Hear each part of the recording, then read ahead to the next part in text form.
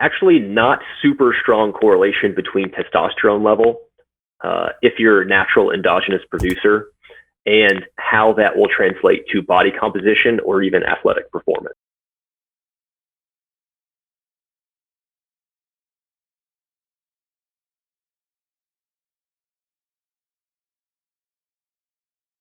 In my opinion, I hear a lot of people kind of misrepresenting what testosterone does in the body, and they routinely are saying, like, how do I increase my testosterone? What are some ways I can, but like you pointed out, maybe they're not even aware of whether the testosterone is a problem. Like maybe they never even got their blood work done in the first place.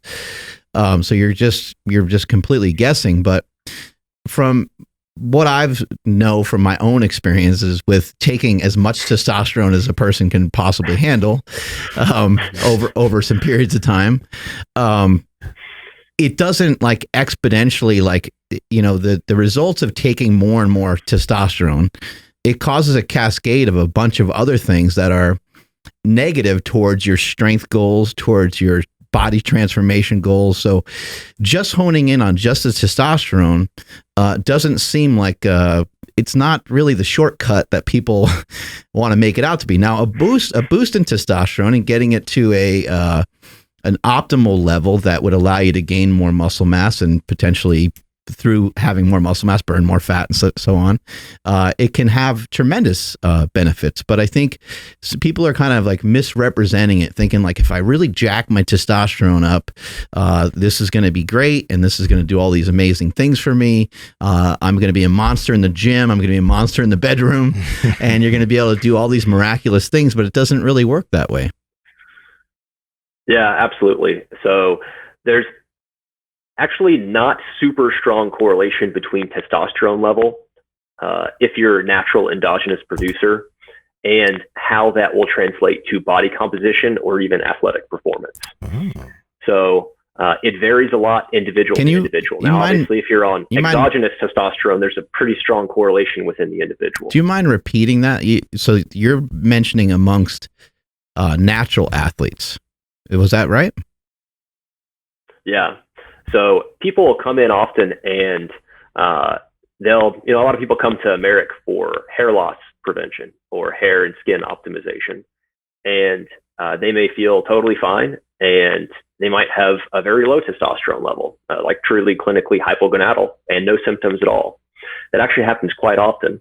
It's just we usually don't test those people unless we're testing them for hair loss prevention, trying to prevent something like finasteride syndrome. One of the biggest risks is a low free testosterone, which is an extremely easy test to test for. And most doctors would likely test for that before starting you on finasteride. However, some people come in and they think they have symptoms of low testosterone. And some of those patients have had the highest testosterone I've ever seen. One guy he just had over 50 free testosterone. His total was almost 1,500. Yeah. And he came in with symptoms of low testosterone. So there's, some correlation, but it's not a super strong correlation. What does a boost in testosterone do for somebody that, is maybe getting older, maybe their testosterone starting to go down? What are some of the positive benefits that you've seen happen in people? A lot of the positive benefits of testosterone, especially if an aging male is truly hypogonadal, is it gives them back the tools to take their life and improve their lifestyle they feel like they did when they were younger. That's what a lot of guys say. So they have the ability to have a healthy lifestyle, to exercise like they did before. Guys, when's the last time you got your blood work done? Do you know your cholesterol, your vitamin D, your testosterone, your prolactin, your estrogen? Well, do you even know what the heck you need to get tested? That's why we've partnered with Merrick Health, and we've also talked to industry experts who gave us a list of 26 different panels for men and women that'll be the ideal panels for you to get done, so you know how to deal with your health.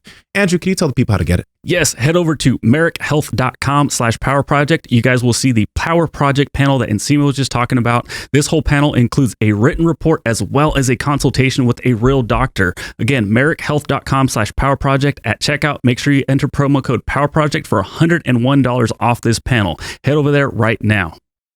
Sometimes when, it's always a risk and benefit discussion, right?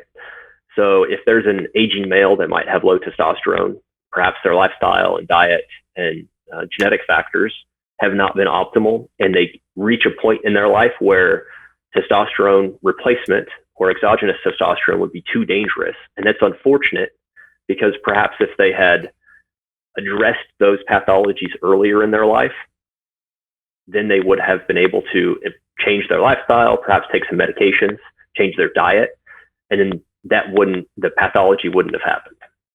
Can you explain that a little bit further?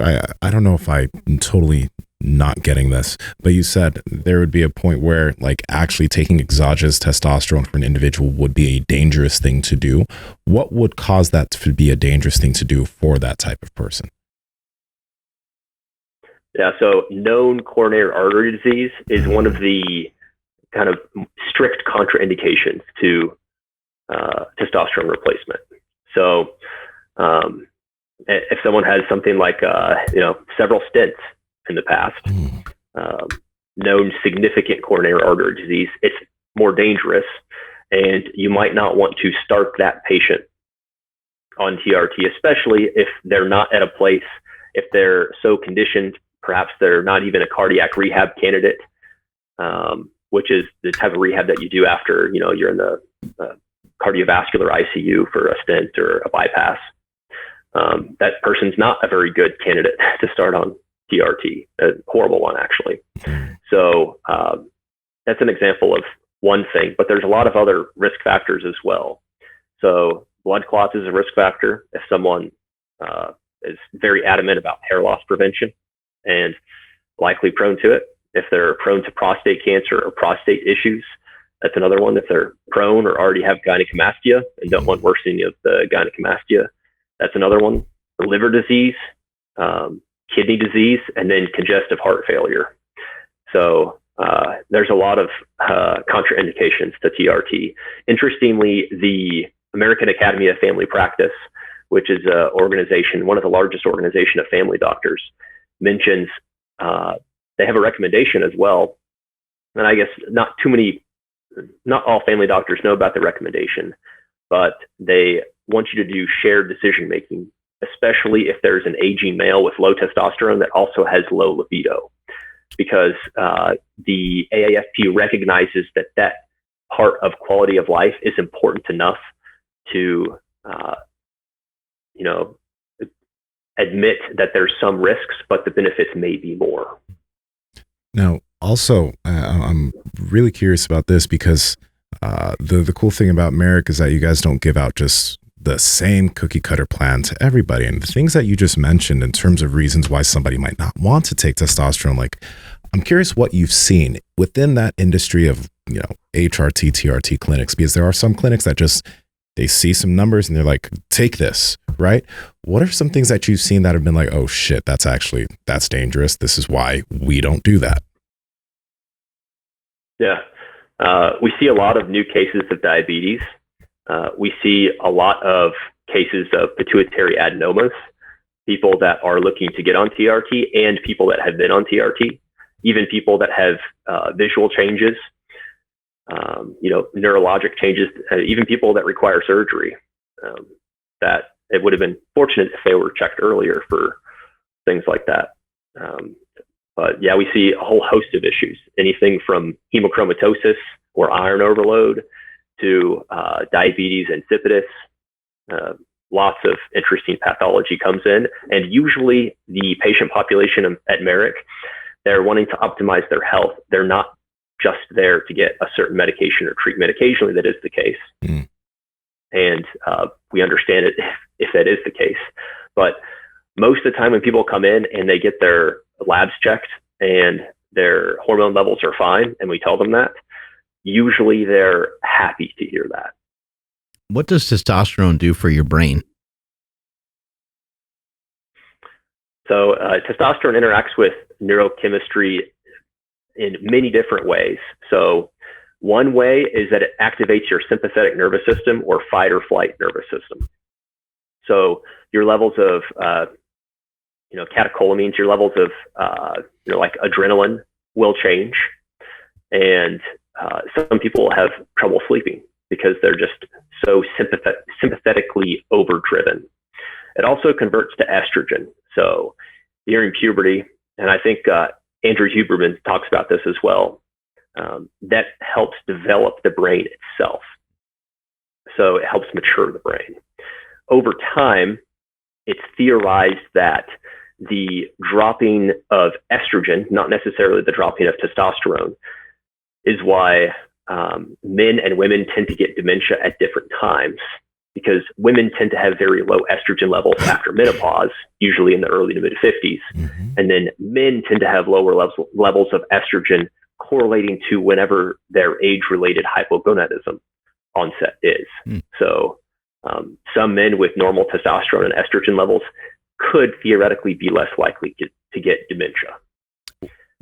That being said, there's more at play as well. So if your sympathetic nervous system is overdriven, then your levels of serotonin might be lower. So women tend to have higher levels of serotonin, and that helps with myelinization, the prevention of cerebral atrophy of age. So if you do a CAT scan or an MRI of someone advanced in age, 80s, 90s, almost all the time you'll notice that they have actual atrophy or shrinking of the brain itself, and then more fluid, more CSF throughout the skull. So if you have not enough serotonin over time, that could potentially get worse.